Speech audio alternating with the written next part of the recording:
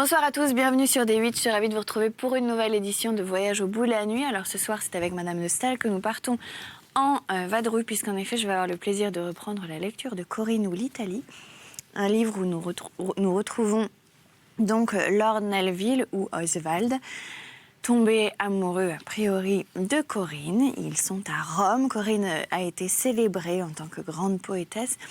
Et le Lord Nelvil, Oswald, accompagné du comte d'Herfeuil, se sont rendus chez elle. Chapitre 2. Le comte d'Herfeuil vint, selon sa coutume, le matin chez Lord Nelvil. Et en lui reprochant de n'avoir pas été la veille chez Corinne, il lui dit « Vous auriez été bien heureux si vous y étiez venu. » « Et pourquoi ?» reprit Oswald. « Parce que j'ai acquis hier la certitude que vous l'intéressez vivement. » « Encore de la légèreté, » interrompit Lord Nelvil. « Ne savez-vous donc pas que je ne puis ni ne veux en avoir ? » « Vous appelez légèreté, » dit le comte d'Herfeuil, « la promptitude de mes observations. Ai-je moins de raison parce que j'ai raison plus vite ? Vous étiez tous faits pour vivre dans cet heureux temps des patriarches où l'homme avait 5 siècles de vie. On nous en a retranché au moins 4, je vous en avertis. »« Soit, » répondit Oswald. « Et ces observations si rapides que vous ont-elles fait découvrir ? » ?»« Que Corinne vous aime. Hier, je suis arrivée chez elle. Sans doute, elle m'a très bien reçue, mais ses yeux étaient attachés sur la porte pour regarder si vous me suiviez. Elle a essayé un moment de parler d'autre chose, mais comme c'est une personne très vive et très naturelle, elle m'a enfin demandé tout simplement pourquoi vous n'étiez pas venu avec moi. Je vous ai blâmé. Vous ne m'en voudrez pas. J'ai dit que vous étiez une créature sombre et bizarre, mais je vous épargne d'ailleurs tous les éloges que j'ai faits de vous. Il est triste, m'a dit Corinne. Il a perdu sans doute une personne qui lui était chère. De qui porte-t-il le deuil ? De son père, madame, lui ai-je dit. Quoiqu'il y ait plus d'1 an qu'il l'a perdu, et comme la loi de la nature nous oblige tous à survivre à nos parents, j'imagine que quelque autre motif secret est la cause de sa longue et profonde mélancolie. Oh, reprit Corinne, je suis bien loin de penser que des douleurs en apparence semblables soient les mêmes pour tous les hommes. Le père de votre ami et votre ami lui-même ne sont peut-être pas dans la règle commune, et je suis bien tentée de le croire. Sa voix était très douce, mon cher Oswald, en prononçant ces derniers mots surtout. « Est-ce là, reprit Oswald, toutes les preuves d'intérêt que vous m'annoncez ? » « En vérité, reprit le comte d'Herfeuil, c'est bien assez, selon moi, pour être sûr d'être aimé. Mais puisque vous voulez mieux, vous aurez mieux, j'ai réservé le plus fort pour la fin. Le prince Castelforte est arrivé et il a raconté toute votre histoire d'Ancône, sans savoir que c'était de vous dont il parlait. Il l'a raconté avec beaucoup de feu et d'imagination, autant que j'en puis juger, grâce aux 2 leçons d'italien que j'ai prises, du moins. Mais il y a tant de mots français dans les langues étrangères que nous les comprenons presque toutes, même sans les savoir. D'ailleurs, la physionomie de Corinne m'aurait expliqué ce que je n'entendais pas. On y lisait si visiblement l'agitation de son cœur. Elle ne respirait pas de peur de perdre un seul mot. Quand elle demanda si l'on savait le nom de cet Anglais, son anxiété était telle qu'il était bien facile de juger combien elle craignait qu'un autre nom que le vôtre ne fût prononcé. Le prince Castelforte dit qu'il ignorait quel était cet Anglais, et Corinne, se retournant avec vivacité vers moi, s'écria « N'est-il pas vrai, monsieur, que c'est Lord Nelvil ?»« Oui, madame, lui répondis-je, c'est lui. » Et Corinne, alors, fondit en larmes. Elle n'avait pas pleuré pendant l'histoire. Qu'y avait-il donc dans le nom du héros de plus attendrissant que dans le récit lui-même ? « Elle a pleuré ?» s'écria Lord Nelvil. « Ah, que n'étais-je pas là ?» Puis s'arrêtant tout à coup, il baissa les yeux et son visage mâle exprima la timidité la plus délicate. Il se hâta de reprendre la parole, de peur que le comte d'Herfeuil ne troublât sa joie secrète en la remarquant. « Si l'aventure d'Ancône mérite d'être racontée, dit Oswald, c'est à vous aussi, mon cher comte, que l'honneur en appartient. »« On a bien parlé, répondit le comte d'Herfeuil en riant. d'un Français très aimable qui était là, milord, avec vous, mais personne que moi n'a fait attention à cette parenthèse du récit. La belle Corinne vous préfère. Elle vous croit sans doute le plus fidèle de nous deux. Vous ne le serez peut-être pas davantage, peut-être même lui ferez-vous plus de chagrin que je ne lui en aurais fait. Mais les femmes aiment la peine pourvu qu'elle soit bien romanesque. Ainsi, vous lui convenez. Lord Nelvil souffrait à chaque mot du comte d'Herfeuil. Mais que lui dire? Il ne disputait jamais, il n'écoutait jamais assez attentivement pour changer d'avis. Ses paroles, une fois lancées, il ne s'y intéressait plus. Et le mieux était encore de les oublier si on le pouvait, aussi vite que lui-même. Chapitre 3. Oswald arriva le soir chez Corinne avec un sentiment tout nouveau. Il pensa qu'il était peut-être attendu. Quel enchantement que cette première lueur d'intelligence avec ce qu'on aime. Avant que le souvenir entre en partage avec l'espérance, avant que les paroles aient exprimé les sentiments, avant que l'éloquence ait su peindre ce que l'on éprouve, il y a, dans ces premiers instants, je ne sais quel mystère d'imagination plus passager que le bonheur même, mais plus céleste encore que lui. Oswald, en entrant dans la chambre de Corinne, se sentit plus timide que jamais. Il vit qu'elle était seule, et il en éprouva presque de la peine. Il aurait voulu l'observer longtemps au milieu du monde. Il aurait souhaité d'être assuré, de quelque manière, de sa préférence, avant de se trouver tout à coup engagé dans un entretien qui pouvait refroidir Corinne à son égard si, comme il en était certain, il se montrait embarrassé et froid par embarras.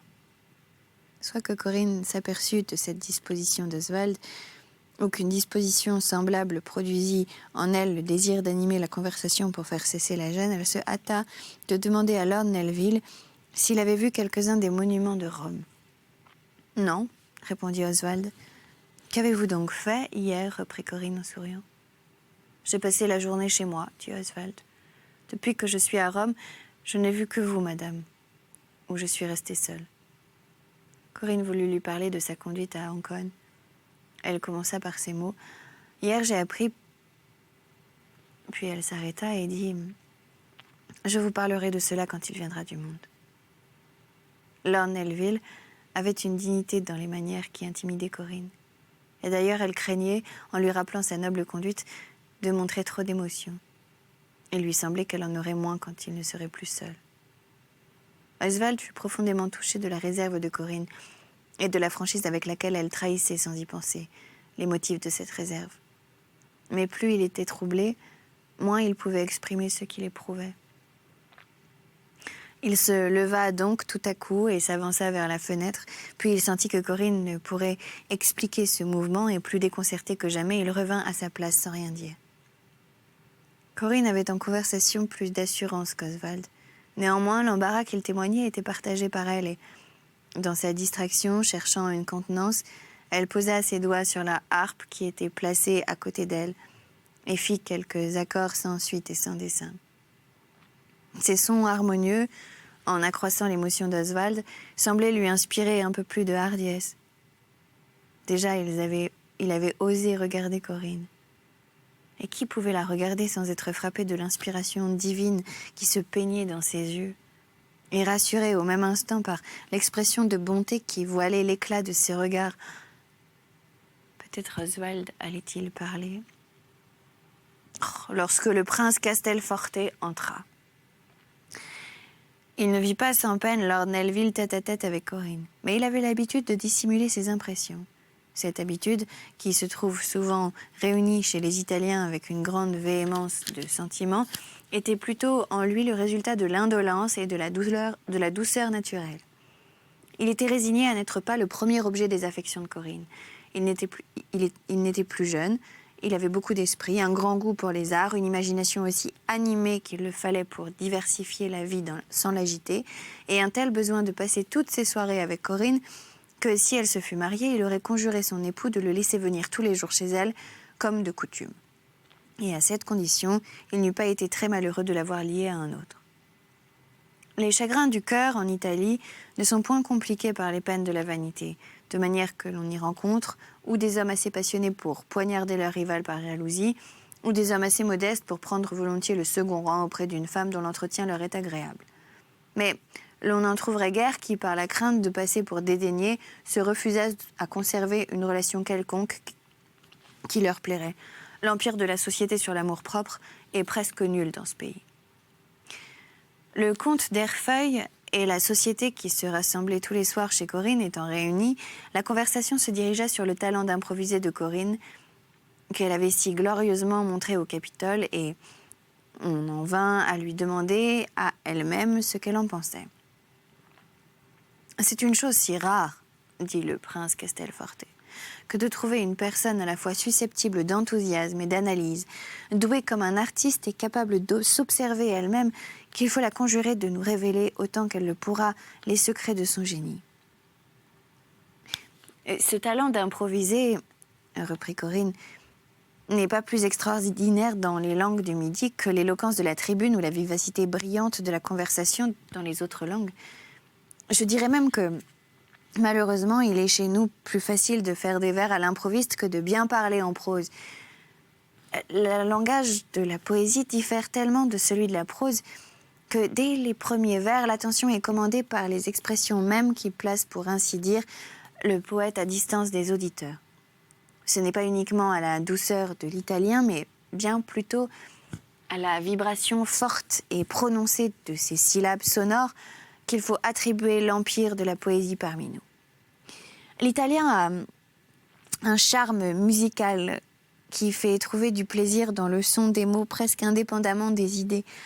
Ces mots d'ailleurs ont presque tous quelque chose de pittoresque. Ils peignent ce qu'ils expriment. Vous sentez que c'est au milieu des arts et sous un beau ciel que s'est formé ce langage mélodieux et coloré. Il est donc plus aisé en Italie que partout ailleurs de séduire avec des paroles sans profondeur dans les pensées et sans nouveauté dans les images. La poésie, comme tous les beaux-arts, captive autant les sensations que l'intelligence. J'ose dire cependant que je n'ai jamais improvisé sans qu'une émotion vraie ou une idée que je croyais nouvelle ne m'ait animée. J'espère donc que je me suis un peu moins fiée que les autres à notre langue enchanteresse. Elle peut, pour ainsi dire, préluder au hasard et donner encore un vif plaisir seulement par le charme du rythme et de l'harmonie. « Vous croyez donc, interrompit un des amis de Corinne, que le talent d'improviser fait du tort à notre littérature ? Je le croyais aussi avant de vous avoir entendu, mais vous m'avez fait entièrement revenir sur cette opinion. J'ai dit, reprit Corinne, qu'il résultait de cette facilité, de cette abondance littéraire, une très grande quantité de poésie commune. Mais je suis bien aise que cette fécondité existe en Italie, comme il me plaît de voir nos campagnes couvertes de 1000 productions superflues. Cette littéralité de la nature m'enorgueillit. J'aime surtout l'improvisation dans les gens du peuple. Elle nous fait voir leur imagination qui est cachée partout ailleurs et ne se développe que parmi nous. Elle donne quelque chose de poétique au dernier rang de la société et nous épargne le dégoût qu'on ne peut s'empêcher de sentir pour ce qui est vulgaire en tout genre. Quand nos Siciliens, en conduisant les voyageurs dans leur barque, leur adressent dans leur gracieux dialecte d'aimables félicitations et leur disent en vers un doux et long adieu, on dirait que le souffle pur du ciel et de la mer agit sur l'imagination des hommes comme le vent sur les harpes éoliennes, et que la poésie, comme les accords, est l'écho de la nature. Une chose me fait encore attacher du prix à notre talent d'improviser, et c'est que ce talent serait presque impossible dans une société disposée à la moquerie. Il faut, passez-moi cette expression, il faut la bonhomie du Midi, ou plutôt des pays où l'on aime à s'amuser sans trouver du plaisir à critiquer ce qui amuse, pour que les poètes se risquent à cette périlleuse entreprise. Un sourire railleur suffirait pour ôter la présence d'esprit nécessaire à une composition subite et non interrompue. Il faut que les auditeurs s'animent avec vous et que leurs applaudissements vous inspirent. « Mais vous, madame, mais vous, dit enfin Oswald, qui jusqu'alors avait gardé le silence sans avoir un moment cessé de regarder Corinne, à laquelle de vos poésies donnez-vous la préférence ? Est-ce à celles qui sont l'ouvrage de la réflexion ou de l'inspiration instantanée? Milord, répondit Corinne avec un regard qui exprimait et beaucoup d'intérêt et le sentiment plus délicat encore d'une considération respectueuse, ce serait vous que j'en ferais juge. Mais si vous me demandez d'examiner moi-même ce que je pense à cet égard, je dirais que l'improvisation est pour moi comme une conversation animée. Je ne me laisse point atteindre à tel ou tel sujet, je m'abandonne à l'impression que produit sur moi l'intérêt de ceux qui m'écoutent, et c'est à mes amis que je dois surtout en ce genre la plus grande partie de mon talent. Quelquefois, l'intérêt passionné que m'inspire un entretien où l'on a parlé des grandes et nobles questions qui concernent l'existence morale de l'homme, sa destinée, son but, ses devoirs, ses affections. Quelquefois, cet intérêt m'élève au-dessus de mes forces, me fait découvrir dans la nature, dans mon propre cœur, des vérités audacieuses, des expressions pleines de vie que la réflexion solitaire n'aurait pas fait naître. Je crois éprouver alors un enthousiasme surnaturel et je sens bien que ce qui parle en moi vaut mieux que moi-même. Souvent, il m'arrive de quitter le rythme de la poésie et d'exprimer ma pensée en prose. Quelquefois, je cite les plus beaux vers des diverses langues qui me sont connues. Ils sont à moi, ces vers divins dont mon âme s'est pénétrée. Quelquefois aussi, j'achève sur ma lyre, par des accords, par des airs simples et nationaux, les sentiments et les pensées qui échappent à mes paroles. Enfin, je me sens poète non pas seulement quand un heureux choix de rimes et de syllabes harmonieuses, quand une heureuse réunion d'images éblouit les auditeurs, mais quand mon âme s'élève, quand elle déteigne de plus haut l'égoïsme et la bassesse, enfin, quand une belle action me serait plus facile. C'est alors que mes vers sont meilleurs. Je suis poète lorsque j'admire, lorsque je méprise, lorsque je hais, non par des sentiments personnels, non pour ma propre cause, mais pour la dignité de l'espèce humaine et la gloire du monde. Corinne s'aperçut alors que la conversation l'avait entraînée. Elle en rougit un peu et, se tournant vers Lord Nelvil, elle lui dit « Vous le voyez, je ne puis approcher d'aucun des sujets qui me touchent sans éprouver cette sorte d'ébranlement qui est la source de la beauté idéale dans les arts, de la religion dans les âmes solitaires, de la générosité dans les héros, du désintéressement parmi les hommes. Pardonnez-le-moi, milord, bien qu'une telle femme ne ressemble guère à celle que l'on approuve dans votre pays, qui pourrait vous ressembler ?» reprit Lord Nelvil. « Et peut-on faire des lois pour une personne unique ?» Le comte d'Herfeuil était dans un véritable enchantement. Bien qu'il n'eût pas entendu tout ce que disait Corinne, mais ses gestes, le son de sa voix, sa manière de prononcer le charmaient. Et c'était la première fois qu'une grâce qui n'était pas française avait agi sur lui. Mais à la vérité, le grand succès de Corinne à Rome le mettait un peu sur la voie de ce qu'il devait penser d'elle, et il ne perdait pas, en l'admirant, la bonne habitude de se laisser guider par l'opinion des autres.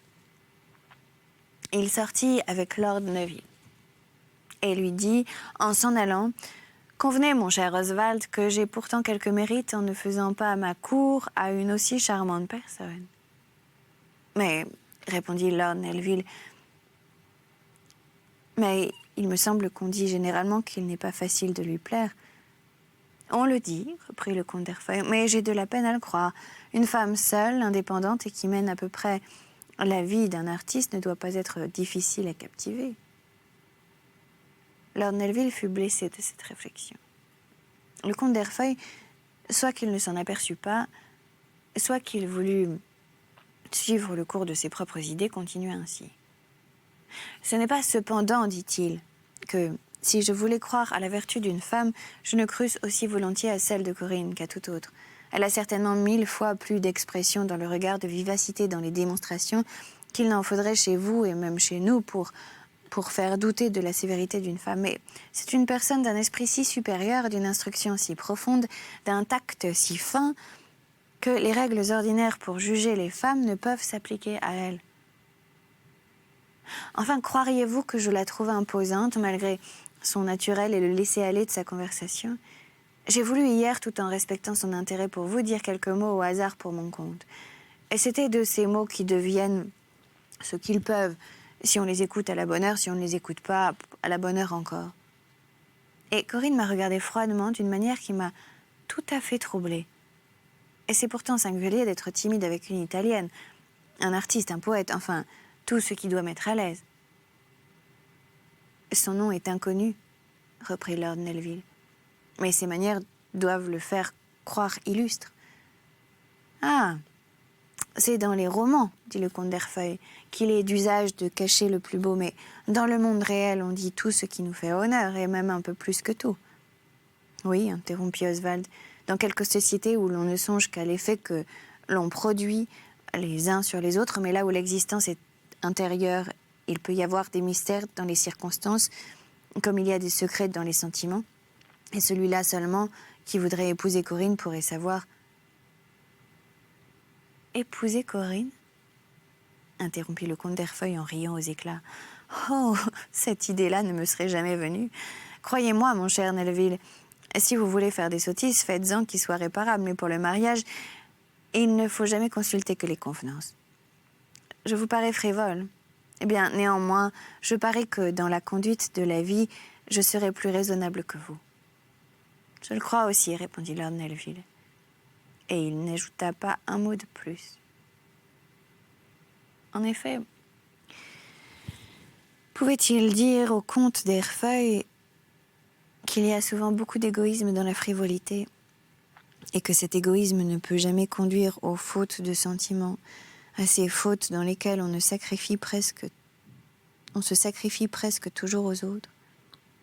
Les hommes frivoles sont très capables de devenir habiles dans la direction de leurs propres intérêts. Car dans tout ce qui s'appelle la science politique de la vie privée comme de la vie publique, on réussit encore plus souvent par les qualités qu'on n'a pas que par celles qu'on possède. Absence d'enthousiasme, absence d'opinion, absence de sensibilité, un peu d'esprit combiné avec ce trésor négatif et la vie sociale proprement dite, c'est-à-dire la fortune et le rang s'acquièrent ou se maintiennent assez bien. Les plaisanteries du comte d'Herfeuil, cependant, avaient fait de la peine à Lord Nelvil. Il les blâmait, mais il se les rappelait d'une manière importune. Livre 4. Rome. Chapitre 1er. 15 jours se passèrent pendant lesquels Lord Nelvil se consacra tout entier à la société de Corinne. Il ne sortait de chez lui que pour se rendre chez elle, il ne voyait rien, il ne cherchait rien qu'elle, et sans lui parler jamais de son sentiment, il l'en laissait jouir à tous les moments du jour. Elle était accoutumée aux hommages vifs et flatteurs des Italiens, mais la dignité des manières d'Oswald, son apparente froideur et sa sensibilité qui se trahissait malgré lui, exerçaient sur l'imagination une bien plus grande puissance. Jamais il ne racontait une action généreuse, jamais il ne parlait d'un malheur sans que ses yeux se remplissent de larmes, et toujours il cherchait à cacher son émotion. Il inspirait à Corinne un sentiment de respect qu'elle n'avait pas éprouvé depuis longtemps. Aucun esprit, quelque distingué qu'il fût, ne pouvait l'étonner, mais l'élévation et la dignité du caractère agissaient profondément sur elle. Lord Nelvil joignait à ces qualités une noblesse dans les expressions, une élégance dans les moindres actions de la vie qui faisait contraste avec la négligence et la familiarité de la plupart des grands seigneurs romains. Bien que les goûts d'Oswald fussent à quelque égard différents de ceux de Corinne, ils se comprenaient mutuellement d'une façon merveilleuse. Lord Nelvil devinait les impressions de Corinne avec une sagacité parfaite, et Corinne découvrait, à la plus légère altération du visage de Lord Nelvil, ce qui se passait en lui. Habitué aux démonstrations orageuses de la passion des Italiens, cet attachement timide et fier, ce sentiment prouvé sans cesse et jamais avoué, répandait sur sa vie un intérêt tout à fait nouveau. Elle se sentait comme environnée d'une atmosphère plus douce et plus pure, et chaque instant de la journée lui causait un sentiment de bonheur qu'elle aimait à goûter, sans vouloir s'en rendre compte. Un matin, le prince Castelforte vint chez elle. Il était triste, elle lui en demanda la cause. Cet Écossais, lui dit-il, va vous enlever votre affection et qui sait même s'il ne vous emmènera pas loin de nous. Corinne garda quelques instants le silence, puis répondit « Je vous atteste qu'il ne m'a point dit qu'il m'aimait. Vous le croyez néanmoins, répondit le prince Castelforte. Il vous parle de sa vie, et son silence même est un habile moyen de vous intéresser. Que peut-on vous dire, en effet, que vous n'ayez pas entendu? Quelle est la louange qu'on ne vous ait pas offerte? Quel est l'hommage auquel vous ne soyez pas accoutumé? Mais il y a quelque chose de contenu, de voilé dans le caractère de Lord Nelvil qui ne vous permettra jamais de le juger entièrement comme vous nous jugez. Vous êtes la personne du monde la plus facile à connaître, mais c'est précisément parce que vous vous montrez volontiers tel que vous êtes que la réserve et le mystère vous plaisent et vous dominent. L'inconnu, quel qu'il soit, a plus d'ascendance sur vous que tous les sentiments qu'on vous témoigne. Corinne sourit. Vous croyez donc, cher prince, lui dit-elle, que mon cœur est ingrat et mon imagination capricieuse? Il me semble cependant que Lord Nelvil possède et laisse voir des qualités assez remarquables pour que je ne puisse pas me flatter de les avoir découvertes. C'est, j'en conviens, répondit le prince Castelforte, un homme fier, généreux, spirituel, sensible même et surtout mélancolique. Mais je me trompe fort ou ses goûts n'ont pas le moindre rapport avec les autres. Vous ne vous en apercevrez pas tant qu'il sera sous le charme de votre présence, mais votre empire sur lui ne tiendrait pas s'il était loin de vous. Les obstacles le fatigueraient.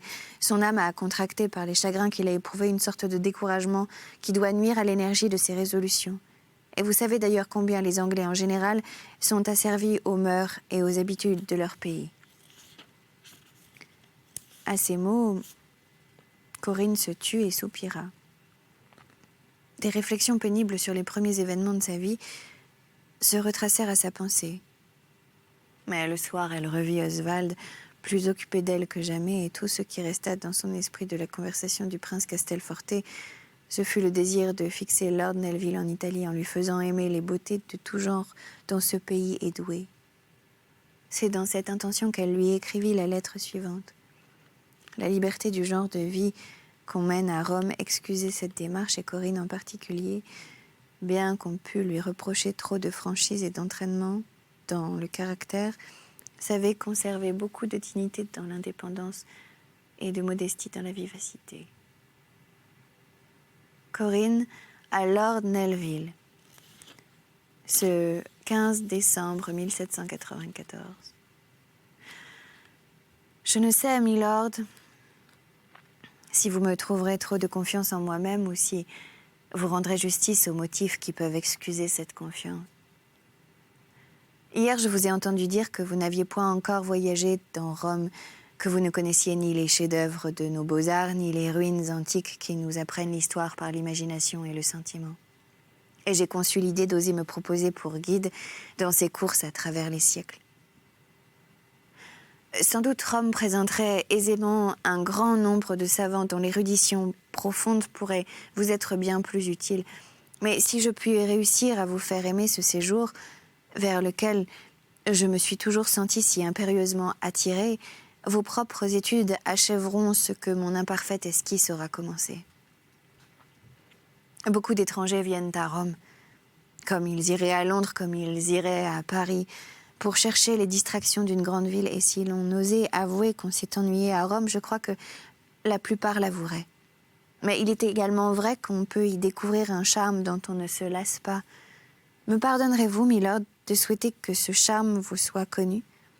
Sans doute il faut oublier ici tous les intérêts politiques du monde, mais lorsque ces intérêts ne sont pas unis à des devoirs ou à des sentiments sacrés, ils refroidissent le cœur. Et il faut aussi renoncer à ce qu'on appellerait ailleurs les plaisirs de la société. Mais ces plaisirs, presque toujours, flétrissent l'imagination. L'on jouit à Rome d'une existence tout à la fois solitaire et animée qui développe librement en nous-mêmes tout ce que le ciel y a mis.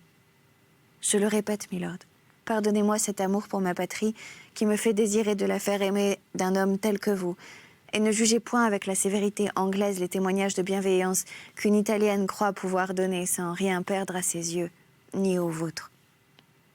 Corinne. Voilà, c'est sur cette lettre que nous allons nous arrêter. C'était donc Corinne ou l'Italie, un livre de Madame de Staël. Je suis ravie d'avoir passé ce moment littéraire avec vous. Je vous invite à nous retrouver sur les réseaux sociaux, #VBN. Et quant à moi, je vous dis à très bientôt sur notre chaîne pour de nouvelles aventures littéraires. Voilà, passez une excellente journée si vous vous réveillez et une très bonne nuit si vous vous couchez. Salut!